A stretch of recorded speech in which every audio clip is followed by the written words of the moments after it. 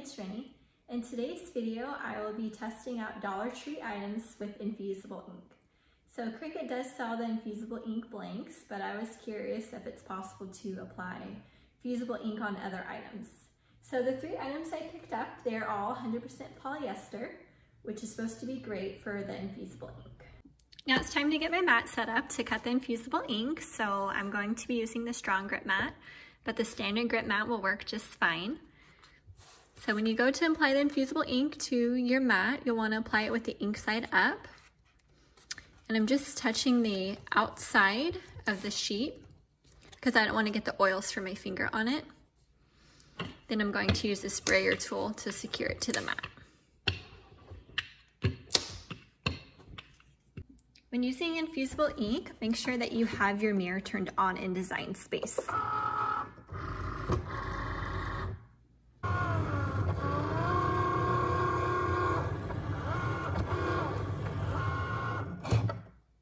For the pillow and also the security blanket, I'm going to be using the infusible ink sheets. But for the baby blanket, I wanted to test out the fusible ink markers. So to do that, you will need to put a piece of copy paper down on the light grip mat. And then I'm going to install my fusible ink marker into clamp A. Let's go ahead and load my mat.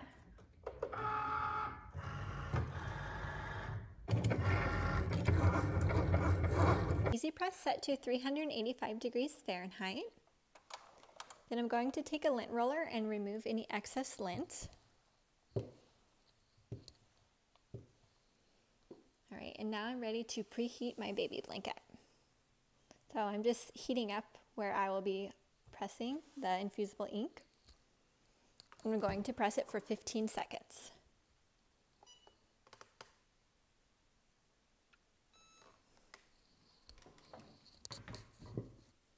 Next, you'll want to take some heat-resistant tape to tape your image down.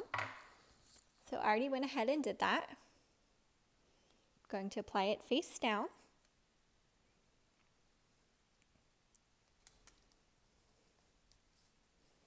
And then to protect my mat from the infusible ink, I put down 2 pieces of cardstock.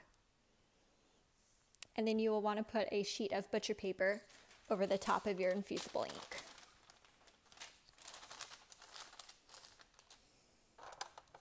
Okay, I just changed my timer to 40 seconds.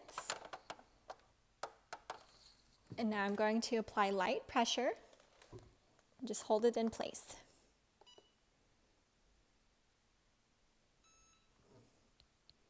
Going to gently lift up. Then it's okay if you remove the butcher paper and just be careful, it's very hot. You could see that it transferred onto my butcher paper. Once it's cool to the touch, you could remove your image.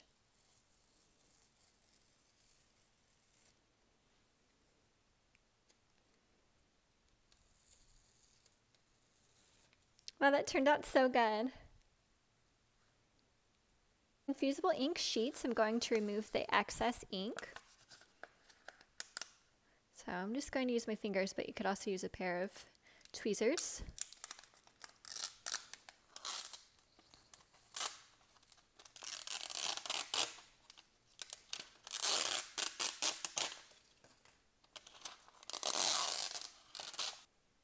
To apply the infusible ink sheets to the security blanket, I'm going to repeat the same steps.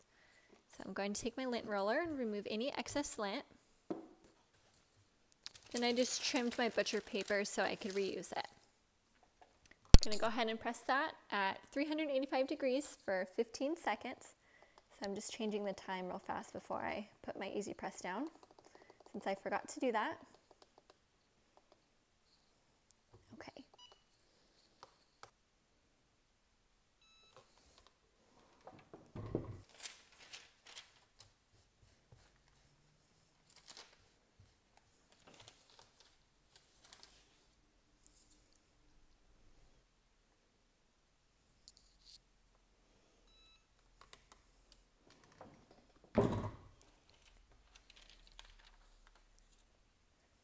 Going to gently remove this off the mat so it could cool down.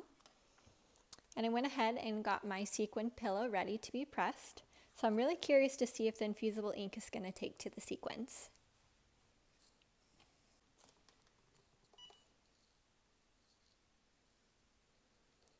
Okay, now for the exciting part. This is finally cooled to the touch, so I'm going to go ahead and remove the tape.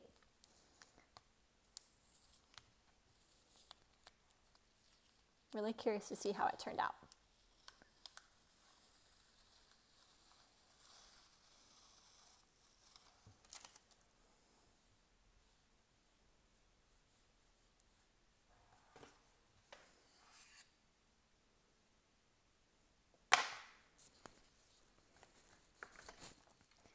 Okay, now let's check out the pillow.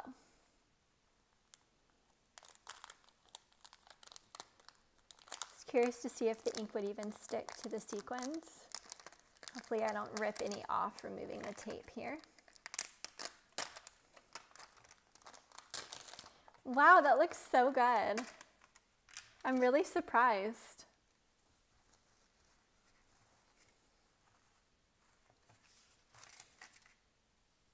So now I just wanted to do a side-by-side comparison of the infusible ink sheets and the infusible ink markers. Which one do you think turned out the best?